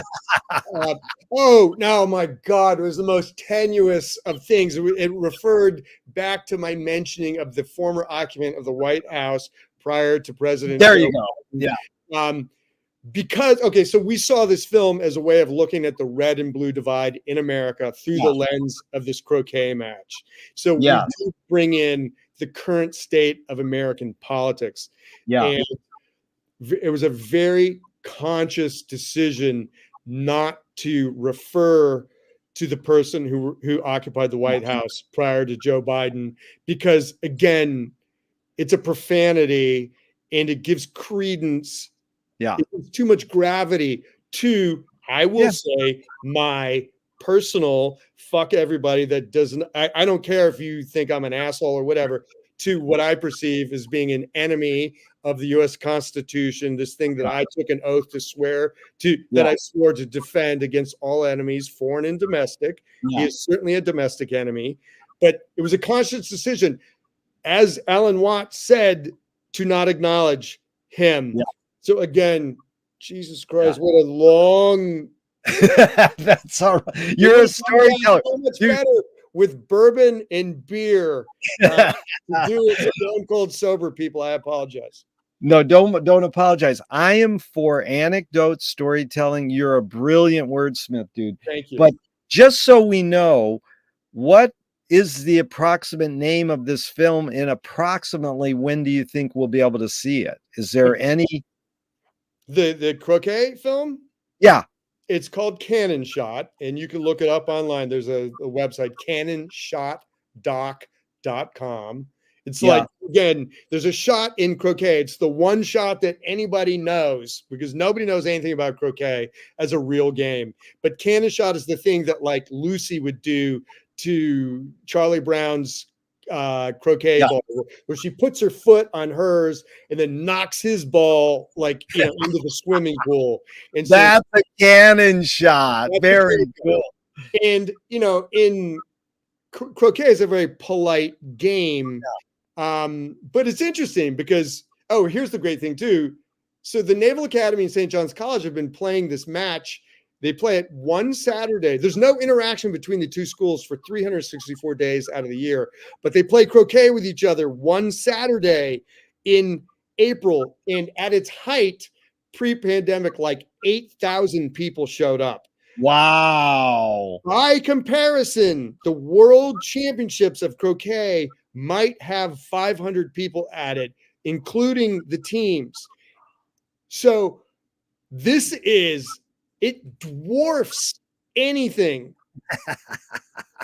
So, I mean, again, they have no connection with each other. And of course, you would think the Naval Academy, which is sort of built upon this philosophy of it's manifested by this retired Marine major who's in charge of the physical education department at the Naval Academy. And he says it like a mantra, which I personally believe.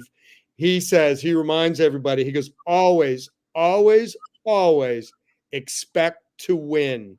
And it's just this thing that seeps in. And that's another one of these things. It doesn't just mean, hey, we got 3 touchdowns and you got 1, and you got 1 touchdown, so we won the game. Yeah. To me, it is this sort of philosophical thing that this conversation we both came into. When you entered into that Beyond Baroque party expecting to win. So did I. And expecting to win means you meet Jerry. Jerry expects to meet Brian. We expect to meet other people, other wonderful people who, for us, manifest the divine. And that is expecting to win as well. Again, this term winning has so much, it gets weighted down by this sort of knucklehead, meathead kind of, I won and you lost. It doesn't mean there have to be losers. But it's interesting. The Naval Academy, of course, you would expect they win wars. That's why the school exists, is to win wars. Since 1983, they've been playing this game. St. John's College kicks the shit out of the Naval Academy at croquet. It kicks the shit out of the always, always, always expect to win school. They lead the series like 37-6. Oh my God. It's not even close, Jerry. Oh, that is great. So this has been 40 years. They do this game once a year. It's incredible. So the movie's called Cannon Shot. It is in like the last moments of being edited. We have been making it. Again, I would not recommend making a documentary to anybody out there, only to the most masochistic of masochists, which, again, given my one, ethnic Catholicism, my Irish donkey, my suffering Irish donkey, my suffering Polish background, my my growing up in Pittsburgh, going to the Naval Academy, which is a masochist's like finishing school. Well, actually, no, it's not the finishing school, because the Marine Corps is the masochist's finishing school. The denial, the sort of embracing of Stoic philosophy. I mean, so yes, I'm the perfect documentary filmmaker, but it is a masochist endeavor. We have been working on this since 2015. We have been opposed by the Department of the Navy. We have been opposed by St. Mary's College. I had to write an email to to one step below the Secretary of the Navy to get permission for 2 Naval Academy graduates to make a documentary about a croquet match. They finally came around, but it required 8 months of back and forth. And again, because I speak the master's language, I understand how to word those. I speak that fluently. I understand how to communicate with them, but still pushback came everywhere.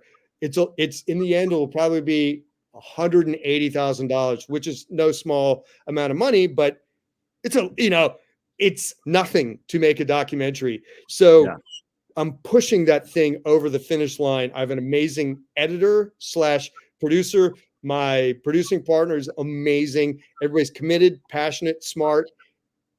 It's going to be terrific. I just saw a cut like 2 weeks ago with the editor. It's going to be so good. We're out to our amazing composer who wrote the score for this incredible animated series, Over the Garden Wall, which holy shit is so good. Again, we live in Los Angeles. I met him when he was busking at the Hollywood Farmers Market with his brother when he was 19. And that was like 14, 15 years ago. He's been since nominated for a Grammy. He's again, somebody who manifests the divine mightily. And anyway, it's going to be a terrific film. It's funny. It is a look at this 2 crazy cloistered subcultures, especially the Naval Academy. And because we're insiders, we know where the bodies are buried. We don't have any reverence. Oh, thank you, sir. And taking what we push people. We push Admiral Mullen, amazing guy, chairman of the Joint Chiefs of Staff, the most powerful military person in the world. We interviewed him about croquet. He's a 1968 graduate of the Naval Academy, a brilliant, brilliant human being, a man of deep, deep philosophical thought, and a man of action too. One of these 2 things that you don't see very often. He is the warrior philosopher. He was the guy in that famous picture of the White House when they took out bin Laden. You've got Hillary Clinton sitting there. Admiral Mullen is the guy in the Navy uniform. That was his thing. He's a brilliant guy. Anyway, talking to him about croquet and knowing when to push him and to give him a hard time about, one of the things they teach you at the Naval Academy, which is like sacred, is no excuse. Like you have 5 basic responses, which sounds fascist and draconian. But if you think about it, everything else is obfuscation. Like if you would, we're on here at 11:45. If I showed up at 12:15 and I'm like, oh yeah, Jerry, I didn't sleep really well last night. And, I've had a cold. You're just like, dude, I don't give a shit. I'm doing this thing and you just got to be there. So the 5 basic responses are like, yes, sir, no, sir, or ma'am. The correct answer, I'll find out, sir. You don't guess. If I ask you what's 2 + 2, you don't go, I think it's 3. If you don't know, you say, I'll find out. Because if you guess in the Navy or Marine Corps, people die. And so you can't guess. And then if you say, I'll find out, sir, and I come back and I ask you what's 2 plus 2, and you didn't find out as you said you would, there's only one appropriate answer. Why didn't you find that out, Jerry? No Yeah. excuse, sir. Because again, you said you would do it, you didn't do it. There is no excuse. And that's kind of the bedrock, other than winning, that place is based on. But you ask somebody from the Naval Academy why they lose to St. John's College, what's the first thing out of their mouths? To include the chairman of the Joint Chiefs of Staff, they start making excuses. And it's beautiful. And because we are irreverent enough, because we are that place, we go, sir, sounds like an excuse. And he's brilliant enough and self-possessed enough to go, well, yeah, actually it is. So the film has a lot of humor and irreverence. We spare nobody. We don't spare the Naval Academy. We don't spare St. John's College. So anyway, that's it. That's the great, and we could do a salon on docs. We should. I'm in the midst of a doc right now, and we know, both of us know from studying docs, the best docs don't tell you how to think. They go, here. I mean, you take the ultimate, which isn't a doc, it's a fake doc, Battle of Algiers. Oh, and yeah.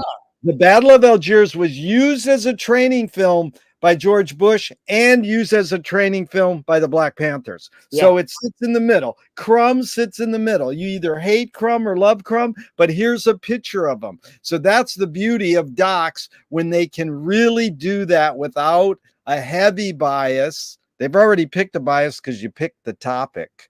Well, and you're editing what you've got 100 again with digital. We've got 150 hours of footage that needs to be edited down to an hour and a half. We already have a bias. We're like, oh yeah, that whole thing we did with Jerry or Brian, like that's gone. That has nothing to do. So we're starting to, we have a bias and we have a point of view. But again, back to Herzog, we figure out what the truth is, the ecstatic truth, and we create. But again, it has to be in the middle. Everybody's going to take something from it to inform their lives. Well, here's two of my mentors. Zappa said, don't stop and keep going. So that's what I see you doing. Don't stop and keep going. And then McLuhan said, understanding is not having a point of view. See, it's like understanding is getting the big picture. When you're alone in your teenage room, you can go, I hate Facebook or I love it. But when you're with one or more people or you're making a doc, you want to give them the big picture and let them decide. Of course. And it actually, too, I am amazed sometimes. Again, the U.S. military and the Marine Corps, too, has this stereotypical reputation for, like, they call Marines like crayon eaters. Like they're such like beasts, such knuckle draggers, and they eat crayons. But a lot of what they do is like rooted in this very like, it's deeply philosophical. I mean, even too, there's this phrase like lead, follow, or get out of the way. Yes. And I think most of society, most of us don't want to do either one of those. They don't want to lead, they don't want to follow, and they don't get in the way. I mean, they will not get out of the way. And it creates this like, and that could be anything. You know what I mean? It's just like, I am happy to lead. I am happy to follow. I'm happy to get the fuck out of the way. It's like, you know what? I don't understand. Like, again, like with, I think our kids in a way, I just get that there are certain things that I just don't get by design, either by, chronology or whatever. And I just need to get the fuck out of the way and not try to impose anything on it, because like learning is happening. And it's like, that's what he's saying. It's like not having a point of view. You're understanding. That's it. Understanding it. You're getting a bigger picture. Like, hey, I don't have to, but I'm going to get out of the way now, Brian, by hitting the end broadcast button. But I don't want to hit the end broadcast button. But I'm going to respect you because we went 18 more minutes than you said. And that was pretty cool. I loved it. That's the story of my life. I'm always going 18 more minutes over what I said, regardless of what it is. And I love it. So again, and I love it too, man. We could go another 2 hours. Okay, but here's the deal. I thank you. I'm truly enlightened. This was touching. I'll never forget you want God to give you a hug? That was one of the greatest answers I've ever had to that question, besides all your stories and anecdotes. And I do insist we set up a part 2. When I Wonderful. send you the link later, pick a date and we'll set up part 2. And even though I'm going to hit the end broadcast button, I hope to God this never ends and we keep talking forever and ever. Wonderful. It's proof of the divine. Proof of the divine. Brian, you're the man. Thank you. See you, Jerry. Love you.